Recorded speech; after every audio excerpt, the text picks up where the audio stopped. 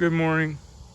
I'm out here on my second yard, but the customers aren't up yet because I can tell because their curtains are closed. And he is an elderly guy, and he fell and broke his hip. So I'm kind of dragging a little bit here so I don't have to wake him to collect my payment. And thought, well, I'll shoot a short video on one of the Hustler 72-inch Super Z's. I have two of them identical. These are very old machines with the standard deck. What I call a standard deck is the ones that have a tight radius here that follows the blades. After this deck, they came with the XR7 deck, which kind of came forward more and had an front area here. That it was made the deck longer, it made the machine longer, and the XR7 models had an offset geometry on the front where I think it's it's the left front fork stuck out wider than the right to prevent scalping on one side. As long as you got one side with no overhang, then you can cut a valley without making a burn line. So that's why I think they did that. Now this mower I got for $500. It was originally priced at $4,999. Now I think that was a bit of a dream, but the reason I got it for $500 was because it was at a pawn shop in Georgia, South Georgia, just over the line. If I went up Highway 19, like I was going towards Tallahassee or Panhandle. Anyway, I don't remember the name of the town. Anyway, the motor was bad. It had a Kohler on it. And because the motor went bad, they decided to throw it out on Craigslist for $500 and get rid of it. So I went ahead and grabbed it. Now the motor probably could have been fixed. Wait a minute, I might have fixed that motor. I can't remember. I've been through so many. I can't remember if I repaired that motor or not. But even if I'd repaired it, I don't run a Kohler. I got a bunch of them sitting around. I don't know what to do with them, really. Even I've got running ones. I don't care. I won't run them. Too many bad experiences. So what I do is I get these $980 Briggs commercial Turf Series engines off of Amazon. And it's $980 to your door in a box, like 3 days after you order it, 2 days sometimes. They're the 1.8" shaft, like you would need for the commercial mower, zero-turn mower.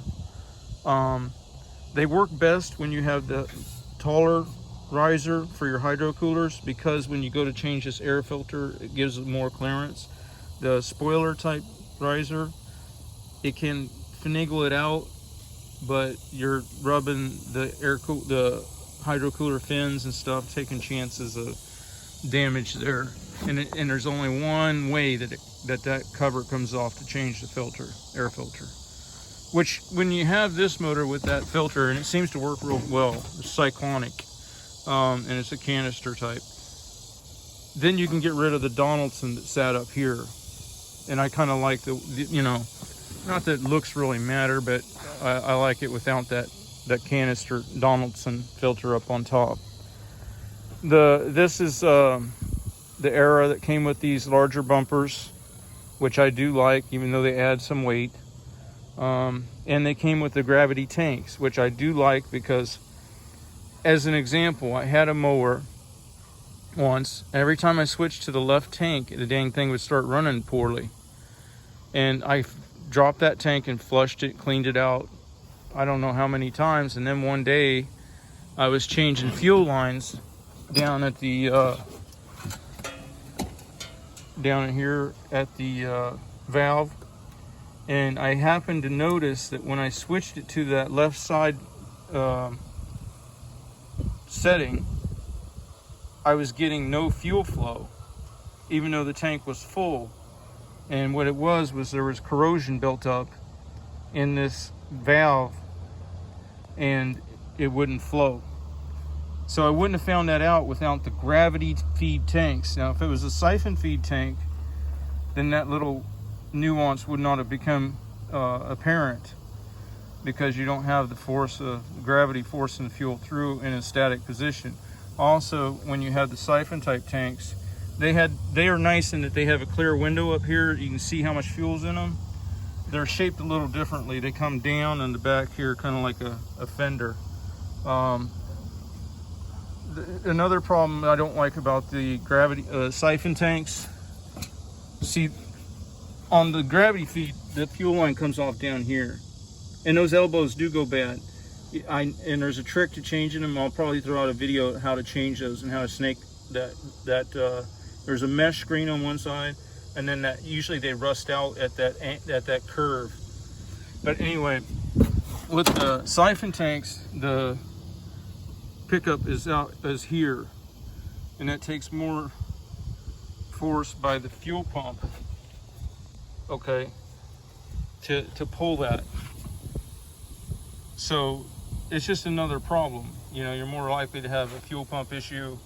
Also, when you have siphon or gravity feed, you could put a little check valve on there and put a little feeder line where you could pull fuel off of this machine in a pinch if you were run out or something, and you need some in the truck, which actually that has happened to me, and I was pulling fuel out with a cup and running up to the truck and putting fuel in. Is either that or wait for AAA. So that's what I like, and I really like the machine. These decks, especially for $500, and the Hustlers are so simple.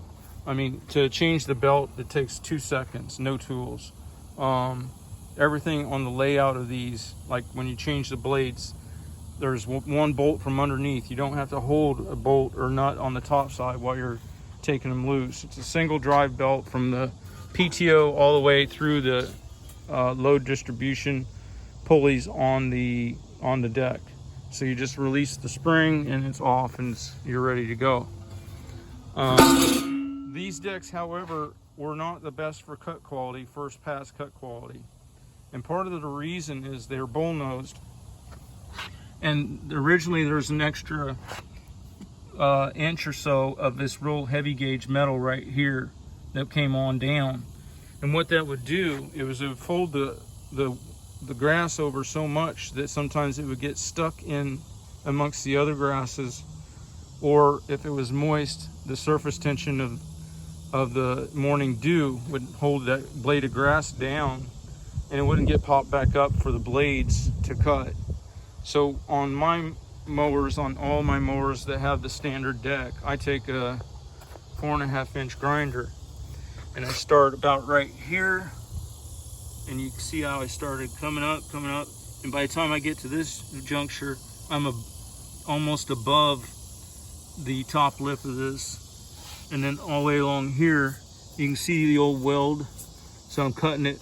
You want to be dissecting that weld and leaving that weld. That way you know you're the right height. Because if you go too high, there's box plating back here, and you'll be up in a channel and you'll be ruining your front baffle, and you'll be taking away structure. Well, you are taking away structure, but your trade-off is the cut quality.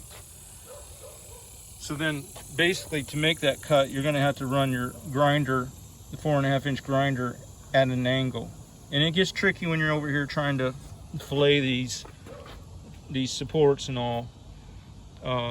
Takes time and effort, but the payoff is that you can have a machine that's nice and short. You know how everybody complains about sit downs being too long. Well, this is how you make a short sit down that still works as far as cut quality.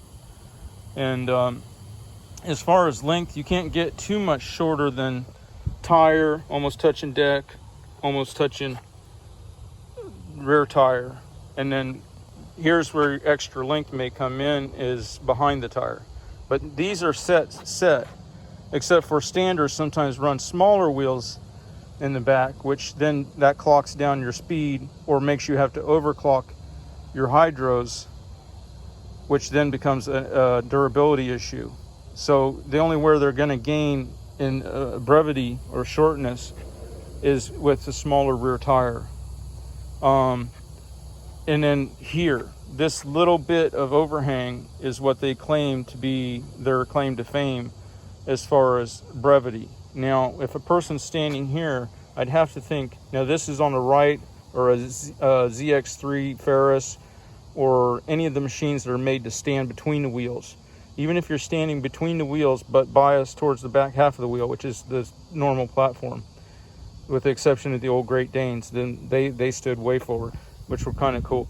Then anyway, you're going to be standing there and your rear end is going to be sticking out here, you know, and everything. And there's too many problems with standers. I'm going to do a video on why they're BS, and I'm going to debunk all the myths that people say that they're best for. But anyway, I got to cut this a little short because I'm probably getting into the time frame where my customers are going to be up and wondering what's going on. So yeah, this is the machine I got for $500, originally priced at $5,000. I think they were dreaming a bit on the $5,000, but I'm more than happy with what I paid. The $500, the drive to Georgia, and putting the $980 engine on here. And I've had those $980 Briggs motors and ran them for, I think, 4 seasons, and it still ran great when I sold it. So the only thing on the Briggs motor is the shaft is a little long, and you have to put some spacers in between the in between the PTO clutch and the hydraulic drive pulley, because they're a little longer than factory.